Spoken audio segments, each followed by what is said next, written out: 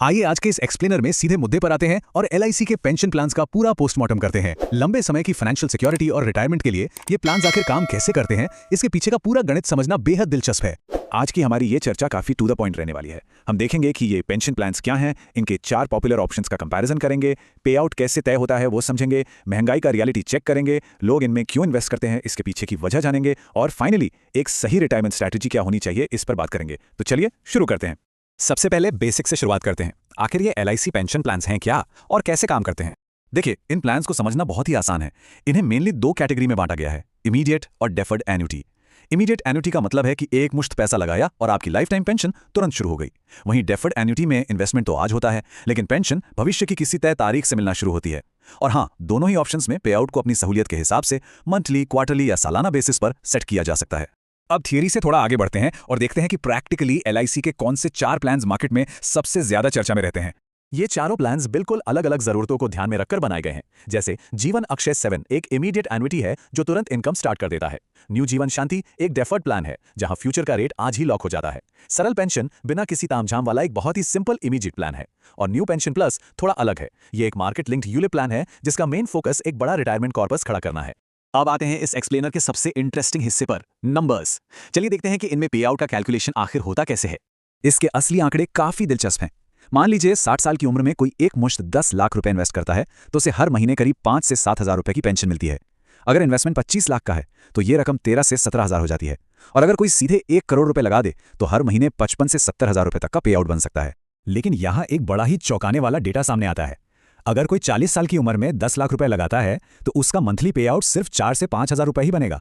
लेकिन अगर वही 10 लाख रुपए कोई 70 साल का व्यक्ति इन्वेस्ट करे तो उसे हर महीने 8 से 9 हजार रुपए मिलेंगे। यानी इन्वेस्टमेंट अमाउंट बिल्कुल सेम है, फिर भी उम्र ज्यादा होने की वजह से पेंशन लगभग दुगनी हो गई। अब दिमाग में यह सवाल आना लाजमी है कि ऐसा हुआ क्यों। देखिए, अक्सर लोग एन्युटी को बैंक की नॉर्मल फिक्स डिपॉजिट समझने की भूल कर बैठते हैं, पर एन्युटी का गणित अलग है। इसका कैलकुलेशन सिर्फ ब्याज दर पर नहीं बल्कि मूलधन और इन्वेस्टर की संभावित उम्र यानी लाइफ एक्सपेक्टेंसी पर टिका होता है। ज्यादा उम्र वाले इन्वेस्टर को पेंशन देने का समय तुलनात्मक रूप से कम माना जाता है, इसीलिए उनका मंथली पे आउट्स काफी ज्यादा होता है। चलिए अब सिक्के के दूसरे पहलू की तरफ चलते हैं। अब वक्त है थोड़ा रियलिटी चेक करने का, खासकर महंगाई और रिटर्न्स के मामले में। यहाँ एक बहुत ही प्रैक्टिकल सवाल खड़ा होता है। जब ये प्लान्स जीवन भर की गारंटीड सुरक्षा दे रहे हैं तो क्या इनमें मिलने वाला रिटर्न भी उतना ही जबरदस्त होता है? यहीं पर फाइनेंशियल एक्सपर्ट्स एक बहुत बड़ी चेतावनी देते हैं। कड़वा सच ये है कि इन योजनाओं में इफेक्टिव रिटर्न बाकी ऑप्शंस के मुकाबले काफी कम होता है, और इसका सबसे बड़ा विलन है महंगाई। उदाहरण के लिए मान लीजिए आज 20 हजार रुपए की फिक्स पेंशन आ रही है। आज तो ये रकम शायद काफी लगे, लेकिन जरा सोचिए 20 साल बाद महंगाई की वजह से उस 20 हजार रुपए की वैल्यू या परचेजिंग पावर कितनी कम रह जाएगी। इसके अलावा एक और कैच है, लॉक्ड एन्युटी रेट्स। इन्वेस्ट करते समय ही पेंशन की रकम हमेशा के लिए लॉक हो जाती है।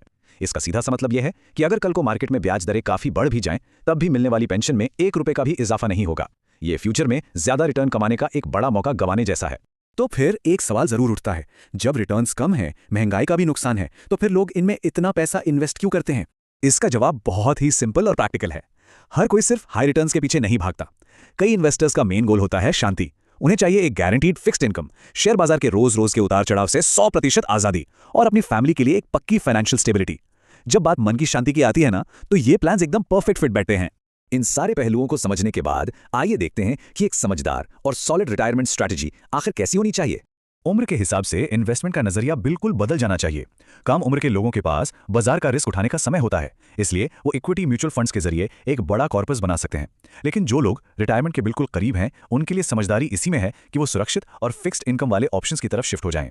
इसीलिए सारे एक्सपर्ट्स हमेशा एक डाइवर्सिफाइड पोर्टफोलियो बनाने पर जोर देते हैं। अपनी जीवन भर की कमाई किसी एक ही प्लान में डाल देना बहुत बड़ा रिस्क है।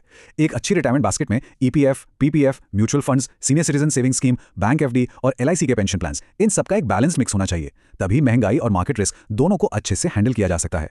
तो कोई भी पैसा लॉक करने से पहले कुछ चेकलिस्ट हैं जिन्हें टिक करना बेहद जरूरी है।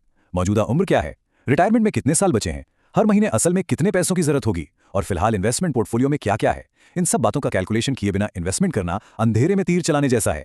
जैसे जैसे हम इस एक्सप्लेनर के अंत में आते हैं, एक सबसे बड़ा और चुभने वाला सवाल पीछे छूट जाता है, जिस पर विचार करना बहुत जरूरी है।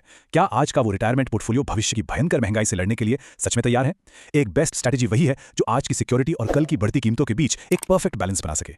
इसी विचार उत्तेजक सवाल के साथ हमारी आज की ये चर्चा यहीं समाप्त होती है।